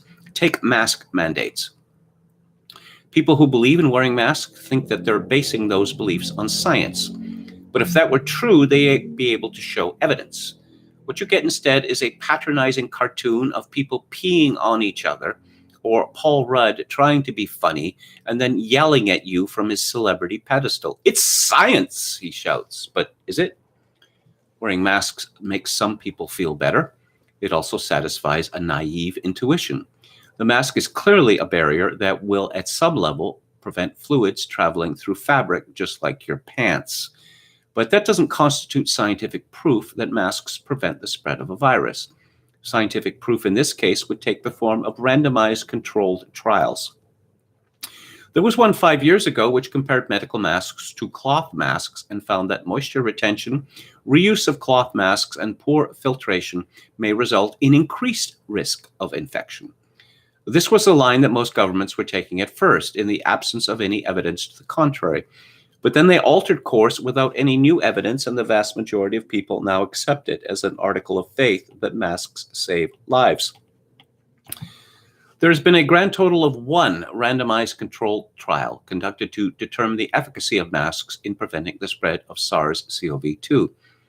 The Danish study that initially struggled to find a publisher conclusively showed that there is a statistically insignificant difference between wearing a mask and not wearing a mask. Add to this the fact that masks are disgusting, unhygienic sneeze receptacles that in practice are rarely washed or replaced, that people touch their masks and faces constantly before filling up avocados in the supermarket, that because of the false sense of security, people wearing masks are less likely to do other, more effective things like wash their hands. And finally, there is little to no evidence of asymptomatic transmission, and we have to wonder why all these healthy people are still walking around with their faces covered.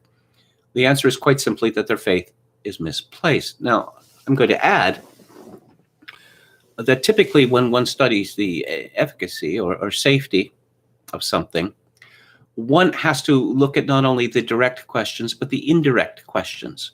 For instance, is there any evidence that people who wear masks are more likely to suffer from other kinds of infections besides COVID-19?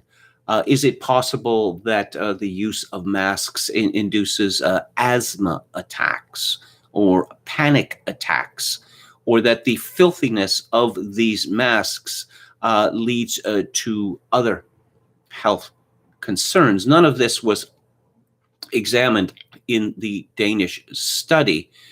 So if you have a statistically insignificant benefit without looking at the possible contraindications of wearing a mask, this makes mask wearing doubly pointless. Mann continues, it may be countered that anti-maskers are basing their opposition to masks on faith as well. Perhaps some are.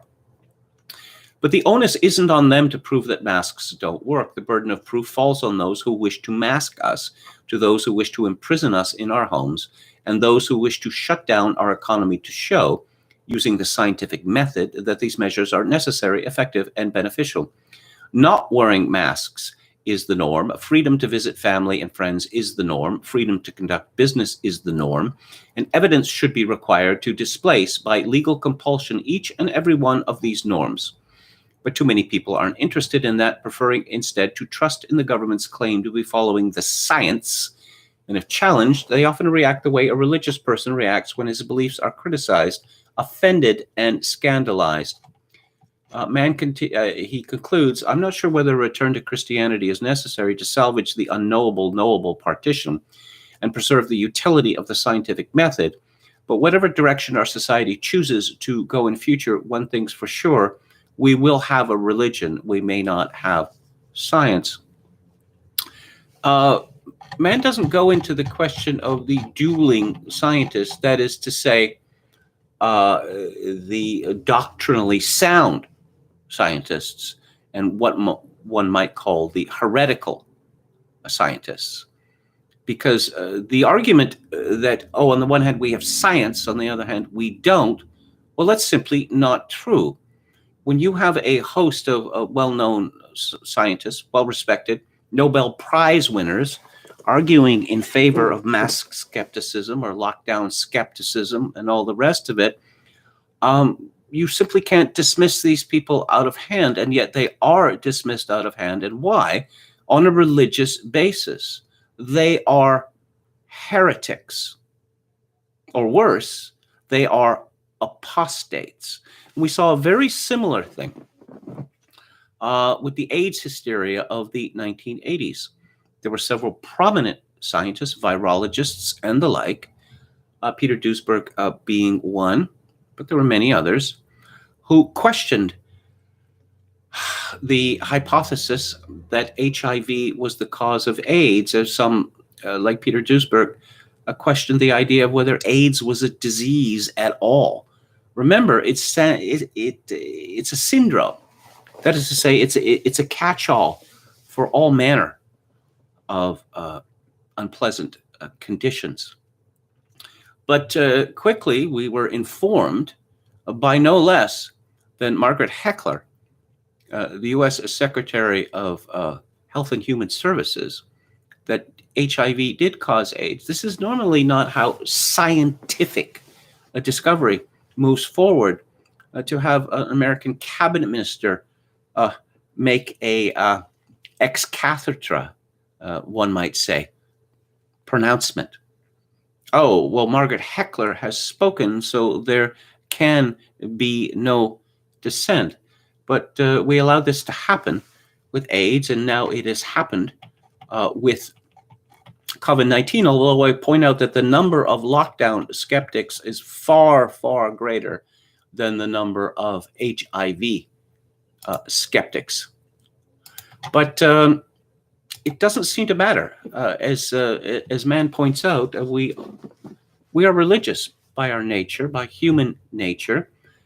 And so Christianity has been exiled from the public square. Oh, it's okay for your private beliefs, and they'll be coming for those soon enough. I don't think, do many people disagree with me about this? I mean, what have we seen from COVID-19? We have seen not only that it has been used as an excuse to shutter the churches, but that are ostensibly or putatively Christian political leaders have no difficulty with this. Worse than that, the leaders of Roman Catholic Church, the so-called mainline churches, Canada, in the United States, they have no difficulty with this. The only resistance we're seeing from this government-enforced atheism is from some evangelical churches. Let's have a look at the chat. Roulette Crack says, here's a big pile of cash. Come back to me once you have reached this politically expedient scientific conclusion. This is a very good point. Science was a gentleman's pursuit until, let's say roughly 1900. A gentleman, often rich gentlemen, were interested in certain questions and explored them. But science became, well, militarized, one could say. And, of course, Dwight Eisenhower, he warned about this specifically in his farewell address of 1961, that government stepped in to fund science because science is a good thing. Knowledge is good. But it didn't take very long for scientists to discover that they were expected to come up with results that bolstered government policy or bolstered the predominant narrative. Well, let me give you an example. Let's say that an enormous sum of money, let's say $1 billion, has been spent of government apportioned money chasing down a particular hypothesis.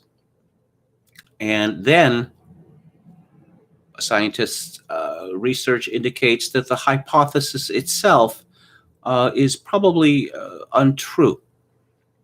So then the government would be faced with a problem, and the scientific community would be faced with a problem of having spent $1 billion for what?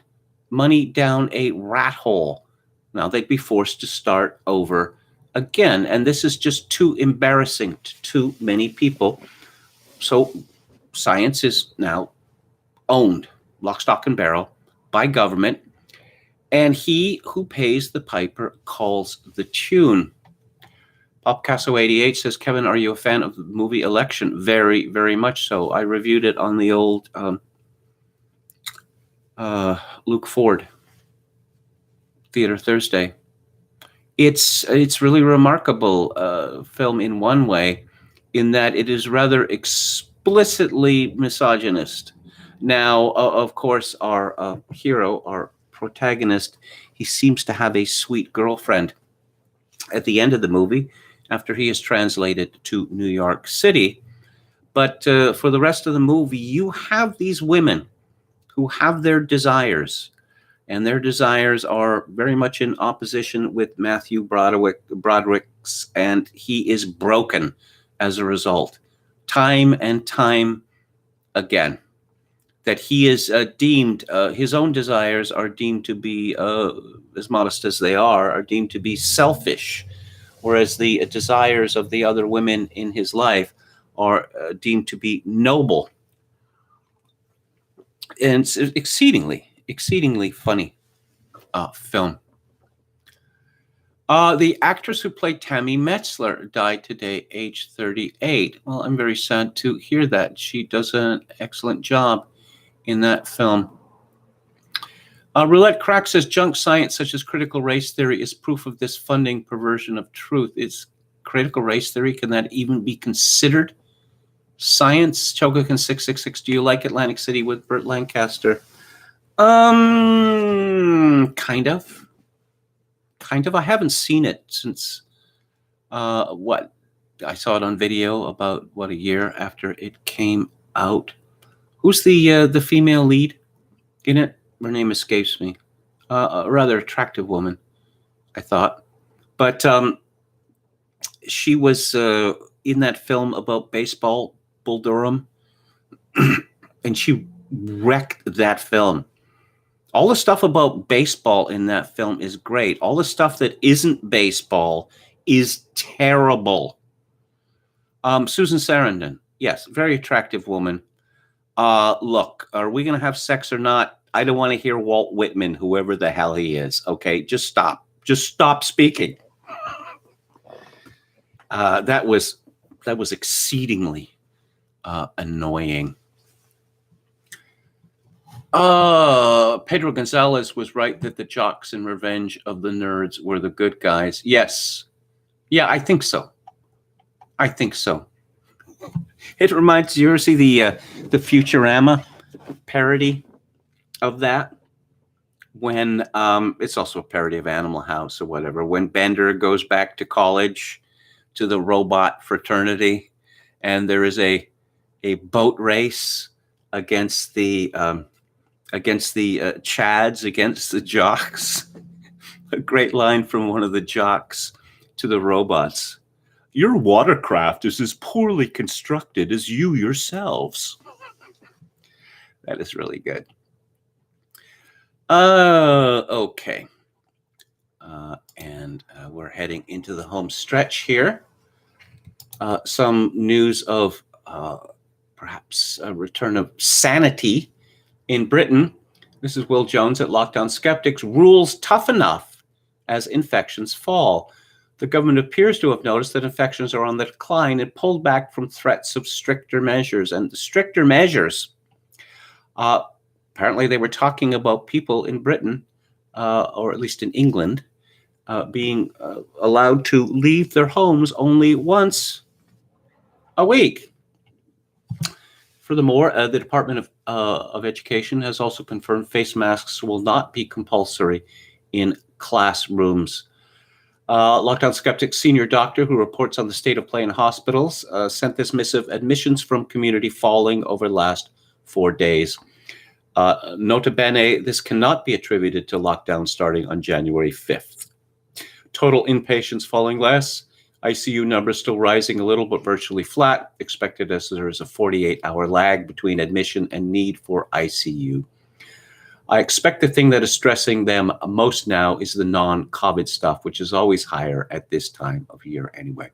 It used to be called influenza, but apparently Donald Trump and Justin Trudeau and Boris Johnson have managed to rid their respective countries of influenza. Remarkable feat. Lockdown Skeptics Will Jones writes, a reader with a background in submarines sent in a neat observation about the importance of looking at all the available data, not just a part. He writes, looking at some of the recent comment, especially the latest update to the Florence Nightingale plot, that is to say, these special hospitals were built because of the COVID panic, and it turns out there is no use for them in Britain, and they were closed down. Considered against the daily COVID death figures, it reminds me of one of the most basic principles of navigation we were taught in the Navy. Typically, you look at several different data sources to help locate your position: compass, bearing fixes, echo, sounder depth, etc., compared with the information on your chart. You're always looking for the different information to agree.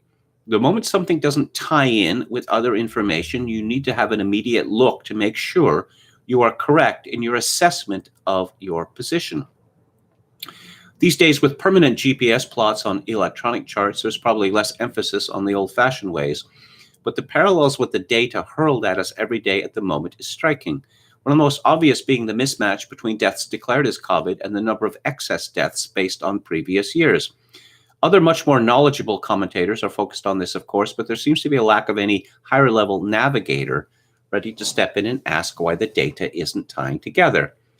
And 2000 saw the most deaths since, no, not 1918, 2008. Many outlets, including the BBC, ran with the headline, 2020 saw most excess deaths since World War II. Do they seriously expect people to believe that? The Guardian went even further. 2020 was the deadliest year in a century in England and Wales. Ho, ho.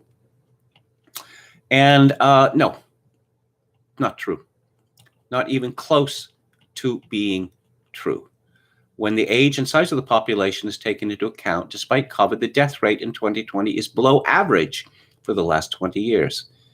This measure, known as age-standardized mortality, takes into account population growth and age. As the population continues, the average age of the population continues to grow older, one is going to expect more deaths in a year because people don't live forever, and the older they get, the more likely they are to die, which is apparently a concept which is exceedingly difficult for not only ordinary people, but our politicians and their medical advisors to understand. Let's see. Oh, yes. Excess deaths. Well, excess deaths, there's a serious problem with excess deaths because people have stopped seeking treatment for things like cancer, heart disease, and the like. And that is going to pay off, if you will, in the years to come. I see that Conservative MP Neil O'Brien calls for the no platforming of lockdown skeptics. O'Brien says he's concerned that British politics will become as polarized and venomous as American politics if the media doesn't behave more responsibly, which means excluding people who express views he considers false and dangerous. Do we know anything about Neil O'Brien? Why, indeed we do. We can go to Wikipedia. He was born in 1978. And he was previously special advisor to Prime Minister Theresa May on the economy and industrial strategy. Between November 2012 and July 2016, he was special advisor to the Chancellor of the Exchequer, George Osborne. He's a former director of the think tanks Open Europe and Policy Exchange. He took a PPE at Christ Church, Oxford. Yes, he has been a professional hack from the beginning of his career after leaving university. He has done nothing in his life except politics.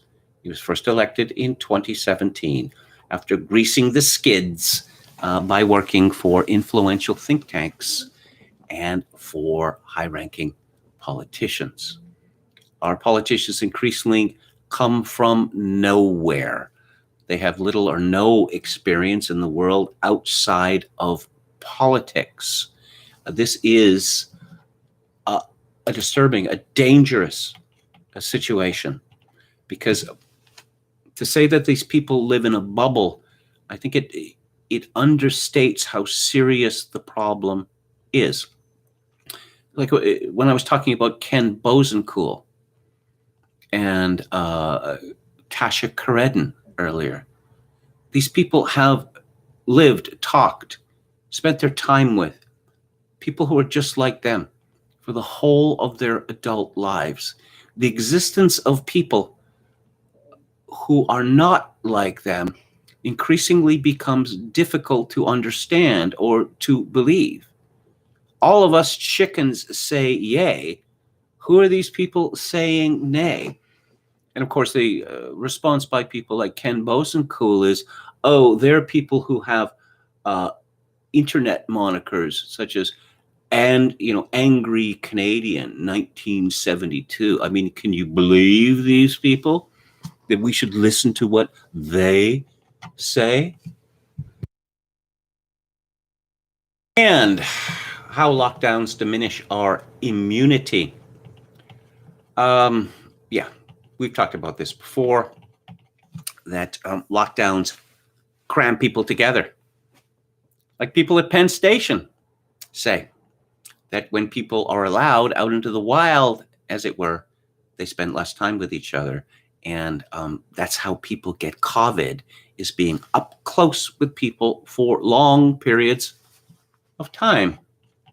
But we have decided to do the opposite of what is sane. And finally, let's take a look at Alex Berenson. I don't know, is there going to be a move in the United States to no platform people like Alex Berenson? I would not be surprised that he's going to be, I'm sure he's going to be linked to Donald Trump if he hasn't been already. Let's see, Berenson's pinned tweet.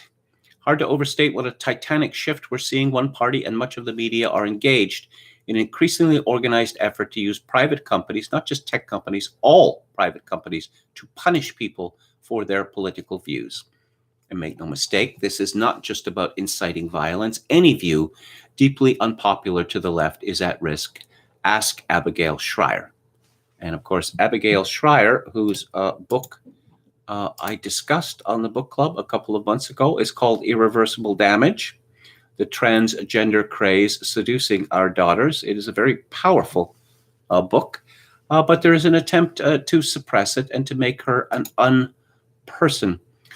Berenson continues, if you can't have a website or an app or get a credit card processor to take your payments or a bank to handle your cash or an agent to represent you, your theoretical First Amendment rights are largely irrelevant. Of course, the Republicans and the Libertarians will say, well, what difference does it make if it's not the government doing it? I don't know. If private companies started arresting people and holding them in private gulags or shooting people or torturing them, would that be okay? Of course, the U.S. military has moved to private contractors in its war. Let's see. Finally, Jake Tapper says GOP veteran who's lost his legs in combat doesn't care about America. This is from today. CNN anchor Jake Tapper claimed that Republican Representative Brian Mast, a veteran who lost both his legs in combat, I guess he doesn't care about America. Yeah. Let's see. Jake Tapper, of course, made a fool of himself. I would tell you how many followers I have lost, but I have no idea how many I had before because I'm an adult. And, of course, he had tweeted in the past 29 followers until 100,000. Who will be lucky Hundy?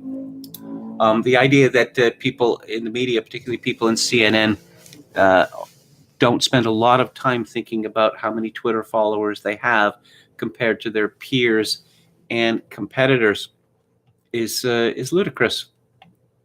Finally, Jack Dorsey, who is the master of truth, the decider between good and evil, right and wrong, information and misinformation, tweets, the reason I have so much passion for Bitcoin is largely because of the model it demonstrates, a foundational internet technology that is not controlled or influenced by any single individual or entity. This is what the internet wants to be, and over time, more of it will be.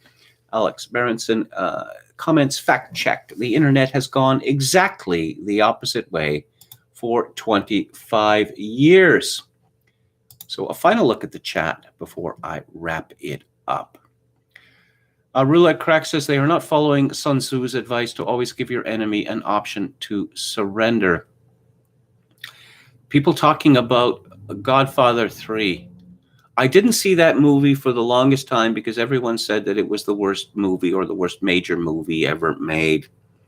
And I don't know, it was on cable TV a couple of years ago, and I watched it. And Al Pacino, I mean, the Al Pacino who was in the first two Godfather movies, I mean, it's really a shock watching them after, say, watching Godfather 3. What happened to that Al Pacino? The one who's not a raving madman? What happened to that fellow who could be, subtle in his performances? Or not, it's just like that Jack and Jill movie where he's pimping Dunkin' Donuts, referencing Scarface. Ugh. And then Bridget Fonda shows up in Godfather 3. And I sort of lit up at that. Ooh, Bridget Fonda, I like her. And then she just kind of disappears, having done nothing. Andy Garcia didn't exactly bring much to the table either. I've liked him in other things, not having Duval. Apparently Duval wanted more money, and they weren't willing to give it to him. I guess they should have given him the money, but then there's the problem of the script. And was it decided at the beginning that this movie was going to be apocalyptic? Did it need to be apocalyptic?